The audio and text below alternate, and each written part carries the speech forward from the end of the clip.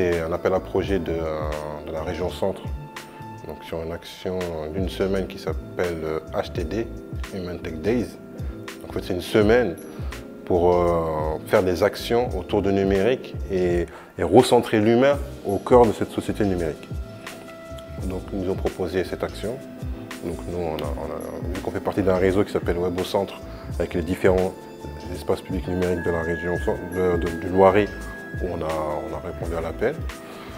On a déposé ce projet, donc on a proposé justement de faire une conférence avec le thème de la culture digitale. C'est pour ça qu'on a invité la conférencière Vanessa Lalaude, qui est psychologue du numérique de la région parisienne, et à faire des ateliers. Donc ateliers justement autour. C'est de l'initiation, c'est pas justement on a prévu de faire de l'initiation parce qu'on sait que sinon ça prend du temps si on fait de la formation ou quoi que ce soit, c'est un peu plus long. Donc on a fait justement de l'initiation, donc impression 3D, réalité virtuelle et jeux vidéo. Donc, et par la suite de ces ateliers, faire justement un débat sur le positif et le négatif sur ces différents ateliers, pour que les jeunes, parce qu'on a invité des classes, donc il y avait les lycéens qui ont répondu à l'appel, donc pour qu'ils puissent justement parler du bien qu'il y a dans cette activité numérique et le mal qu'il y a dans cette activité numérique. Ce qui m'importe aujourd'hui, c'est de pouvoir sensibiliser les publics aux différentes cultures numériques, aussi bien les jeunes pour qu'ils puissent réduire les risques et se saisir des opportunités, parce que c'est leur futur métier de demain aussi qu'on a entre les mains aujourd'hui, et sensibiliser aussi les adultes pour qu'ils aient une meilleure compréhension de ce qu'on peut faire, puisque si on trouve que les jeunes ont des activités qui ne sont pas intéressantes, à nous d'aller leur proposer des alternatives.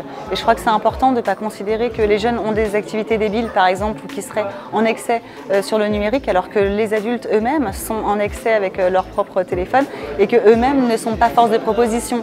Alors qu'aujourd'hui, on choisit des livres pour les enfants, on choisit des DVD, on choisit le cinéma, on choisit les films qu'on va voir au cinéma, on choisit les jouets. Et je crois qu'il faut faire simplement la même chose avec le numérique pour aller réduire les risques et se saisir des meilleures opportunités. On a pu voir que, en réalité, le virtuel est réel.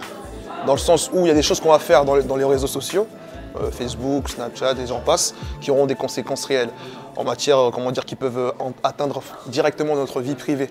Et c'est pas difficile à aborder ce sujet dans ces temps où on a une jeunesse qui a baigné là-dedans. Du coup, c'est difficile à leur montrer, à leur faire identifier les problèmes qu'il y a dans ce milieu-là, les inconvénients.